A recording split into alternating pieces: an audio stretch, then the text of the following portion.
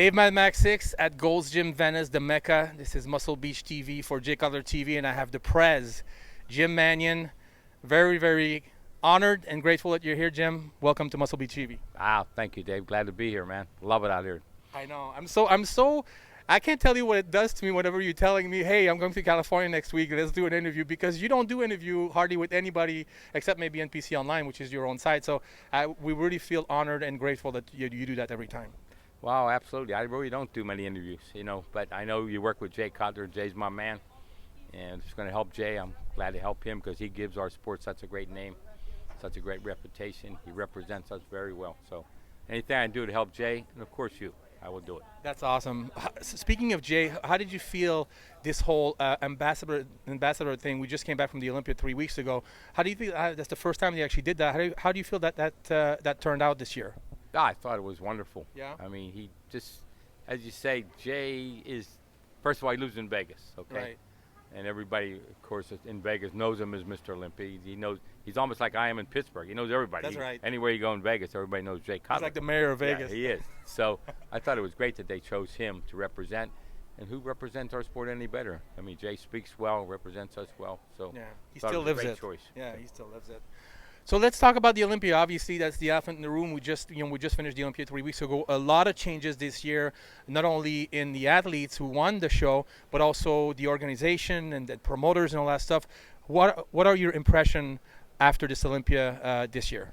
Personal. Actually, I thought the Olympia was great. I mean, Saturday night when they handed out the overall Sandow, I looked out there. There was no empty seats. From what I understand from Dan Solomon, at Saturday night, right before box office closed, they only had like 52 tickets left. So it means they sold almost 8,000 seats.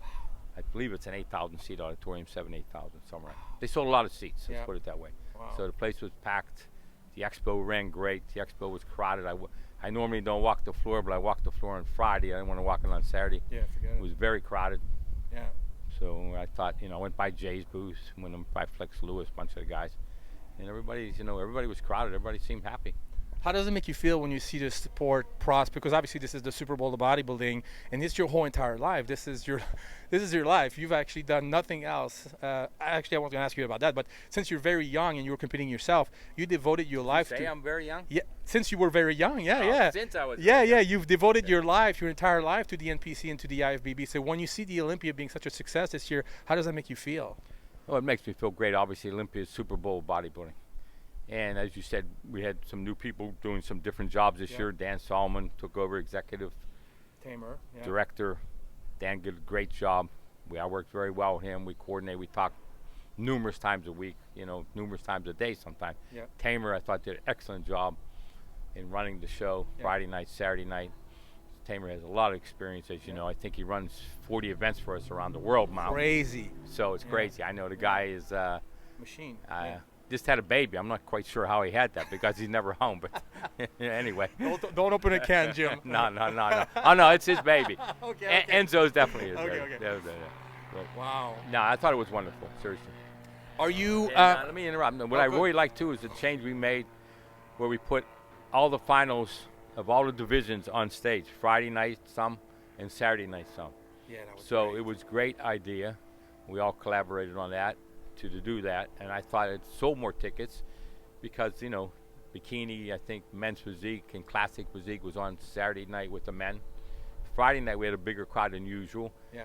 Because a lot of people don't turn out for prejudging for the men. They want to wait till Saturday night. Right. Which I don't understand because the prejudging to me is that's really the exciting part. Yeah, that's where everything happens. Yeah, it really is. So that's when you get down to where the guys are really going at it and they're really hyped up and they're really carb depleted. Yep. But it was a great idea, and it worked out fine. And I'm sure the athletes are so grateful because that's a big deal. If you make it to the Olympia, this is the pinnacle. So, for them to be on the big stage, it's like the cherry on top of the sundae, right? Absolutely. I mean, the guys from the men's physique were used to getting their award classic at the expo. Yeah. And on that, the prize money was increased. David Pecker made sure that he raised the prize money for the women. For the men in men's physique, almost double. Men's physique, I think, did double. Classic physique, I think it went up 25,000. Wow. So it's going to keep going up. Of course, we know the sponsors help that. Of course. Wings of Strength, I mean, obviously was a great sponsor, having them on board. This trifecta, Yeah. the food company. That's right. I'd never heard of them, but because I don't get much back east there. But I heard they're very, very good. Yeah, all Their organic products and are good. Yeah. that's awesome. Well, I want to talk a little bit about you personally. You, when you first started in bodybuilding, you were a competitor, right? Yes. Was there, and how old were you, by the way? Actually, I entered a teenage Mr. Pittsburgh when I was 18 or something like that. I Really? believe. Yeah. So you were still going to school at that time? Were you a student? Or? Okay. Yeah. So what did you want to do as far as career? Is this? I'm sure you didn't think, okay, one day I'll run the whole entire bodybuilding world. That wasn't in the cards yet. So what did you want to do as a career? Did you have any idea? No, not really at that time. Me neither. It nah. took me a while to figure it In out. school, I just wanted to have fun. Play a little bit of sports. Date a few women here and there, and just have some fun. Try to study a little bit. I threw that in there, but I graduated and I got married very young. As you know, I have JM when I was 18 years old. Wow, So I didn't know that. yeah, Okay. I got married 1 week out of high school the first time. Okay. High So school and sweetheart. I had JM in November of the same year, which was 1962. Wow. JM is going to be 57, if you can believe that. But Wow. he's like my brother more than my son. I But know. and then my father passed away in April, so I grew up very fast. And I had to kind of grow up in the streets because I didn't have a formal education. Okay. But I learned a lot from that. It's an education that you can't get from college.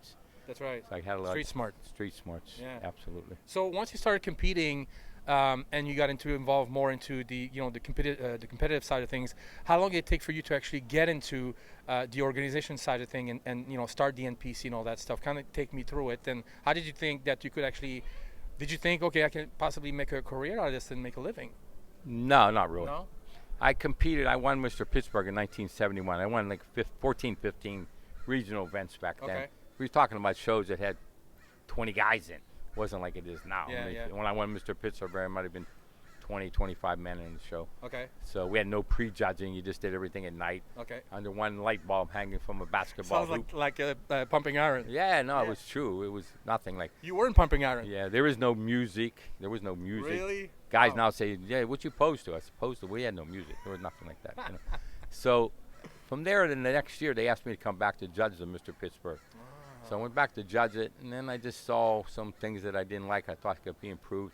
I competed for a couple more years, and then obviously I had family commitments, so I had to kind of get away from it for a while. And then I got into the officiating end of it.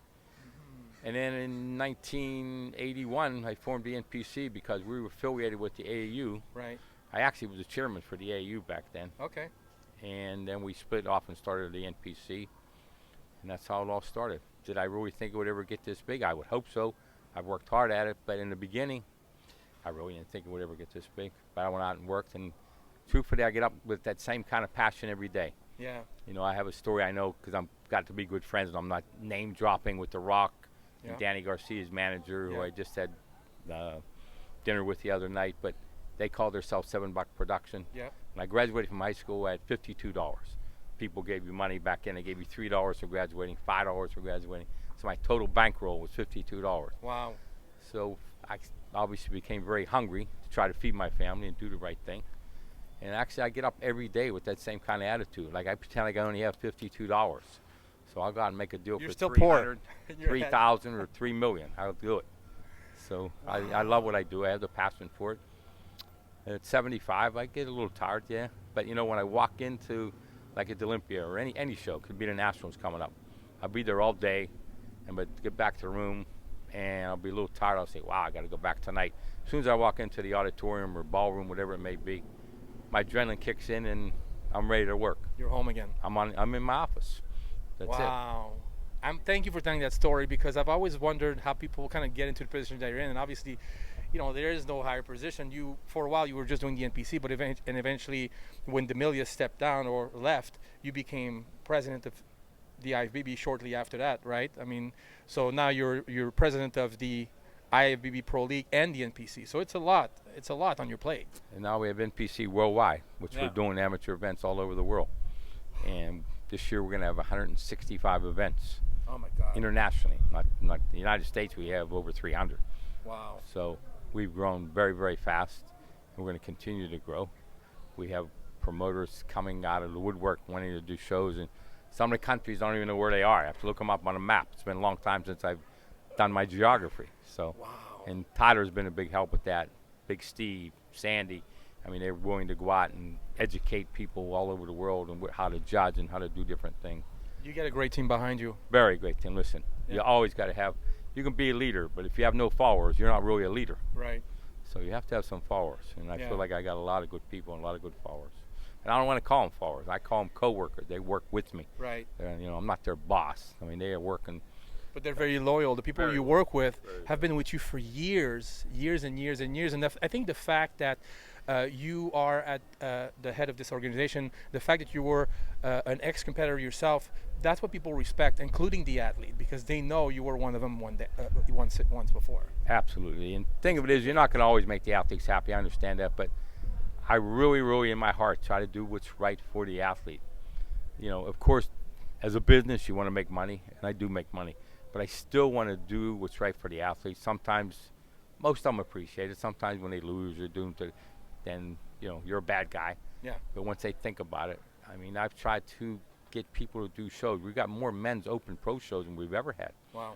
So I'm trying to get the guys to start competing more because we need those guys to get in shows and to qualify for the Olympia. I know. Let's talk about that real quick because I want to touch on something real quick. Dorian Yates just went on an interview recently about the Olympia, saying that he thought the guys this year did not look as good as the guys from the 90s. And of course, he's going to say that that's his era.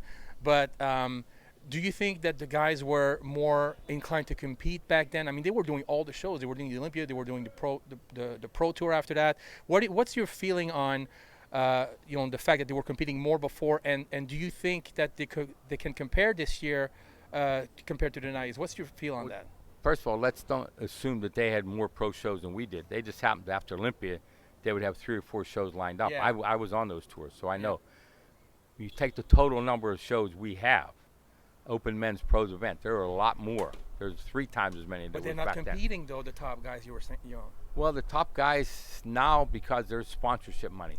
Back then there wasn't as much sponsorship You have money. to get the prize money. Exactly. I mean, the sponsor, well, not just I'm saying they have sponsorship money from their companies. There's a lot of athletes Right. that are being sponsored, making $300,000-400,000 a year, Yeah. which is great. I love that Yeah. the athletes are getting rewarded. So that means that a lot of them don't have to go compete for 10, 20,000. Yeah. So they feel that the preparation isn't worth it to go make that kind of money when they're getting paid from their sponsors, maybe just to go appear at a booth like coming up in Brazil Yeah, that explains. next week or something. Yeah. You know, so every era thinks that their era is better. I don't know. care if it's bodybuilding. I don't care if it's football. Listen, I'm a football fan of Pittsburgh Steelers. They had the greatest teams back in the 70s and 75, and we won 6 Super Bowls. You hear guys like, okay, Terry Bradshaw made $100,000 a year. Ben Roethlisberger, our quarterback, makes $100 million. Yeah. So naturally, every era thinks that their era is better, and you can never tell who really is better until you put them side by side on stage. It's like the Olympia this year, where they're saying that Brandon won, but if so and so would have been there, this guy would have been there, that guy would have been there, maybe he wouldn't have won. Well, you can only go compete against who's on stage or whatever sport it may be. Getting back to Tyler, my grandson, he wrestled. Sometimes he would go to a tournament. We were in Reno, Nevada one year. He had 96 kids in his bracket. Now, that's a lot of kids to wrestle. Yeah. 96. And he won it. 2 weeks later, he goes to show there was 8 kids in his bracket. But he won. But it's the idea that he can only go there and do what he can do up against what's there. That's right. It's the same with the Olympia. It's the same with the judging. You can only judge what's in front of you. Yeah, exactly. Yeah. I mean, so we can't stand here and say that, do I think that Dorian was better than Brandon or Jay was better than Dorian? Yeah. They didn't compete against each other. Yeah. It's what they look like standing side by side. Okay, well, that's a good point. I'm glad you said that because it's a big debate. People always talk, the 90s, and they seem to always. Listen, I was there in the 90s. Great lineups. Yeah, right. I mean, anytime you put Chris Cormier, Flex, Lavroni, Lavroni, all these guys, all those guys on stage, obviously they're great. Yeah. Again, it's like football. You can go back to, we had Mean Joe Green, we had these linemen that were great. I guess they're better, but who knows? I mean, you don't know. It's what's happening in the moment. Okay. Well, I'm glad you talked about that because everybody's talking about it right now. I don't know if you watched the web or if you watched these interviews, but that's the big talk right now. Really. I don't watch you don't have time for that. Well, it's not that I don't. Yeah, I really don't have time. But no, everybody's allowed to have their opinion. Dorian has his opinion. I mean, Dorian and I are good friends. I've known Dorian for years. You know, so listen, when he was winning, there was controversy. When Brandon wins, there's controversy. When Jay won, there's controversy. When Phil won, there was controversy. You know, it's the name of the game. It goes with territory. Yeah, exactly. Yeah. Exactly. So, you know, every year, I don't care who it is, there's always going to be controversy. Yeah. You know, that's why I got Big Steve on the microphone to keep him in line. You know? Good choice. but yeah, speaking of Steve, we're talking about having loyal people. I mean, how can I, you know, people like Sandy. Sandy travels the world for me. Big Steve. I just did an interview about Steve. They're doing a documentary on muscle and fitness. Oh, really? Nice. And not a documentary, kind of like I guess something they'll run online. A piece, yeah. Yeah. On him. And I talked about, you know, in life, you know, there's an old saying: if you can get 5 good friends, you count them all in one hand, then you're a lucky man. Yeah. And Steve's right up there. Trust me, Steve is. When someone says they'll take a bullet for you, Steve would take a bullet for you. And that's the kind of guy he is. And he's really helped Tyler, and so is Sandy. They really helped groom him on the judging and everything. So how is he doing, Tyler? How is he settling in this whole thing? He's doing great. Yeah. For a young man, I mean, at his age, it's a lot of responsibility. Yeah, it's a lot of responsibility, and I didn't know if I was that focused when I was that young. You know, wow. I was focused on making money, but not maybe as focused on business as he is. Well, you know? I think he's a circled around him, you know, such as yourself to guide him, and Steve and Sandy. It's what you're around. That's usually what you become. Yeah. So if he's at shows with Steve, Gary Udich, Sandy, people like that, then he's going to learn to do the right thing. Yeah. I mean, I'm not going to always be there. I can't be there. So. Yeah, that's awesome. Jim, thank you so much for this interview. I'm glad we got to find out a little bit more about you today, because you don't talk about you very often, so I really appreciate this to open up. But get back to Olympia. I just want to really congratulate AMI. I mean, there was a lot of people out there saying that the Olympia was going to come off, what's going to happen. I don't know. It looked pretty damn good to me. I think they're happy. Yeah, I mean, I know that, like I said, they seem happy. We're happy. The fans are happy. So we're always going to get naysayers. I know. So you can't please everybody, man. No, you just can't. You know? Well, I usually can't, you know. No, just kidding.